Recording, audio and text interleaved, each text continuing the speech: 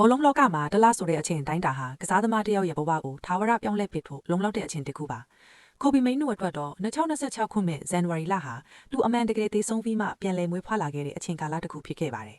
အရင်ကရူဘန်အမေရမ်ရဲ့လက်အောက်မှာမိန်နုဟာအစီအစဉ်တွေထဲကနေပျောက်ကွယ်နေခဲ့ရပါတယ်အင်အားသုံးပြီးတကွင်းလုံးပတ်ပြေးရတဲ့အမေရမ်ရဲ့3-4-3ကစားကွက်မှာအေးအေးဆေးဆေးနဲ့ဂိမ်းကိုဖတ်ပြီးအုံနောက်ညက်ကစားတတ်တဲ့မိန်နုအတွက်နေရာမရှိခဲ့ပါဘူးသူဟာပရီးမီးယားလိဂ်မှာပွဲထွက်ခွင့်တပွဲမှမရခဲ့သလိုသူ့ရဲ့တန်ဖိုးကိုနားလေတဲ့နာပိုလီလိုအသင်းမျိုးစီပြောင်းရွှေ့တော့မယ်ဆိုတဲ့ကော်လာဟလတွေလည်းကြဲကြဲလောင်လောင်ထွက်ပေါ်ခဲ့ပါတယ်။အဲ့ဒီအချိန်ကမိန်နုဟာနေရာမဆိုင်မိတဲ့ပန်းတပွက်လိုပါပဲ။မတိယုံတမီရှင်တန်နေပေမဲ့ကြီးထွားခွင့်မရခဲ့ဘူး။ဒါပေမဲ့မိုက်ကယ်ကက်ရစ်ရောက်လာတဲ့အခါမှာတော့အရာအလုံးပြောင်းလဲသွားပါတယ်။ကက်ရစ်ဟာနီးပြအပြောင်းလဲထက်ပိုတဲ့အမြင်သစ်တွေကိုယူဆောင်လာခဲ့တယ်။သူဟာနောက်တန်း၄ယောက်စနစ်ကိုပြန်သုံးပြီးကွေးလေကိုဟန်ချက်ညီအောင်ပြန်ညှိခဲ့ပါတယ်။အရေးကြီးဆုံးကသူဟာမိန်နုကိုယုံကြည်ခဲ့တာပါပဲ။မန်စီးတီးနဲ့အာဆင်နယ်လိုပွဲကြီးပွဲကောင်းတွေမှာကက်ရစ်ဟာအသက်20အရွယ်ဒီလူငယ်လေးကိုကွေးလေရဲ့တော့ချက်အဖြစ်တွန်းဆုတ်မှုမရှိဘဲယုံကြည်အပ်နိုင်ခဲ့ပါတယ်။ကက်ရစ်ဟာတခြားသူတွေမမြင်တဲ့မိန်နုရဲ့ပါရမီနဲ့ကစားဟန်ကိုမြင်အောင်ကြည့်နိုင်ခဲ့ပါတယ်။အထင်ရှားဆုံးသက်သေကတော့ဖိုဟမ်နဲ့ပွဲစဉ်ပါပဲ။